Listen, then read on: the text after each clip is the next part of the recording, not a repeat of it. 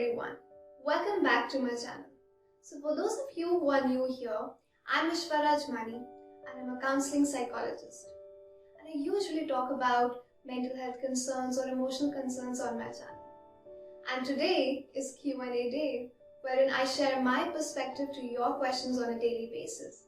So if you have any questions and you want me to, share my perspective in it, you can definitely connect to me via Instagram, Facebook, LinkedIn, YouTube, anywhere. You can just drop your questions and I would be happy to take your questions in my Q&A series. So let's begin with the first question of the day. Hi Aishwarya, I don't feel I look good. How can I develop a positive body image? Firstly, I want you to know that it's completely normal to feel this thing once a while.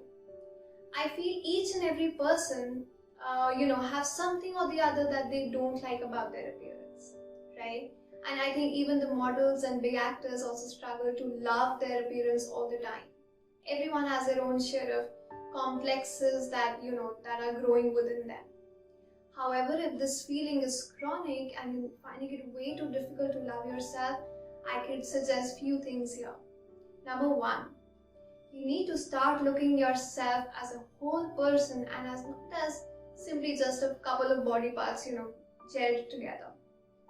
Right now, I want you to think about, the most important people in your life and ask yourself, why are you with them? Are you with them because of their looks, or are you with them because of their personality or how loving and caring and affectionate they are towards you? So when you are seeking and when you are, liking someone, you are looking at the person as a whole, right? Then why is that we're not looking at ourselves in a similar way? Why is that you're not able to perceive yourself as a whole, right? The second thing is that I want you to, create a list and include 5 things, simply 5 things that makes you you and that makes you a good person. Something that you love about yourself. And I want you to create another list that includes 5 things that you feel others admire about you. And if you're struggling with the second part, you can definitely discuss it with your friends and family and ask them that, what is it that you love about me? Probably that would help you, know your worth is beyond, a pretty face. The third here is that if you're entering into a comparison zone and you are looking at perfectly filtered and edited pictures and feeling bad about yourself, I would say, limit your time on your social media and limit your time on scrolling on these perfectly edited profiles, alright? You need to remember that you're a combination of your looks, your personality, your attitude, how loving you are, how caring you are, how knowledgeable you are, how intelligent you are. And that as a whole matters at the end of it. How to be a non-obsessive partner?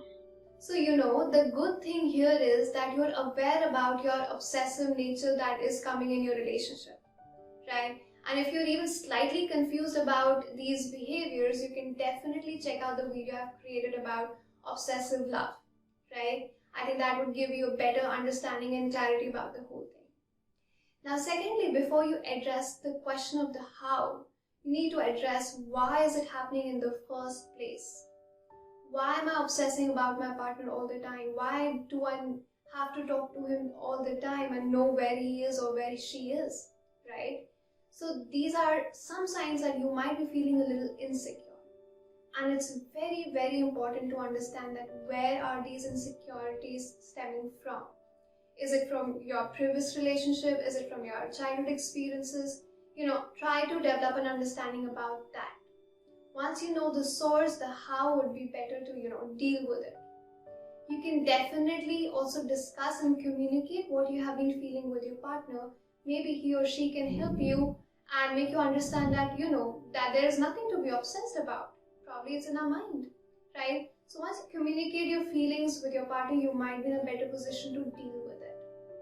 And if you feel that your childhood concerns or your previous conflicts have not been resolved and you're carrying the emotional baggage with you, probably you need to unload and you can consult a therapist for that if your issues are really, really grave and you're not able to come into it. So once you identify and you get a clarity about where these insecurities are stemming from, I want you to work on your self-esteem, your self-confidence and self-worth.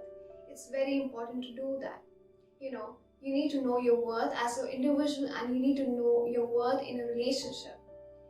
If you're revolving your life, whole life around your partner, it's gonna get toxic. So it's important to do all the things that I've suggested here, and probably the things will start getting better for you. I go back and forth between mental wellness and days when I feel disturbed by my thoughts. I have a lot of coping strategies that I use. I meditate, I journal, and read. I feel these things give me perspective and help me maintain a healthy mindset. However, something is bothering me and doesn't allow me to feel good fully.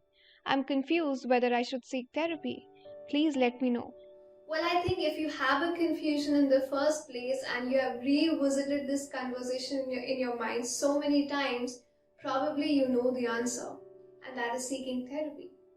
Probably we are hesitating a bit here, which is okay, and I get that. However, you need to understand that you have utilized all your healthy coping mechanism, you're doing everything just right, and still you feel that there's something wrong. Probably we need to address that, right? So if you're gonna delay this decision, I feel that things are gonna get messier for you. And you need to understand, I feel that therapy is the most, safest place wherein you can be yourself and understand yourself better. And there is no harm doing that, right? Hi Aishwarya, there are some days I feel very lonely and some days I'm completely okay being single.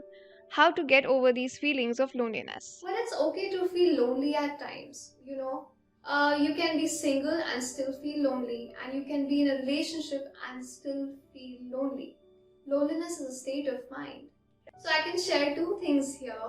One being that if you're not so okay about the fact that you're single, then try to understand why are we, not able to have a healthy relationship? Why is that we're not able to initiate friendships, right? Why is that we're not able to initiate a conversation, right? You need to work on your insecurities, you need to work on your inhibitions and start taking healthy social risk. And that's something that you can start working on. Secondly, I want you to remember that being in a relationship doesn't necessarily promise that you would be more successful or that you're a better person or that you will be much more happier person, right? You need to stop judging yourself for being single or stop looking at yourself or looking down upon yourself, okay? You can definitely reflect on your life goals, explore different sides of yourself, work on building social confidence, enhance other relationships than the romantic ones for now. And eventually, once you work on that, you would be able to, initiate those relationships and you'll be good to go. So do reflect on the new perspectives that I've shared today, and I hope it turns out a little useful for you, right? And you know now how to connect with me, and you know that you can drop your questions and I would be happy to take them in my Q&A videos. I will be seeing you next week. Till then, keep smiling and take care of your mental health.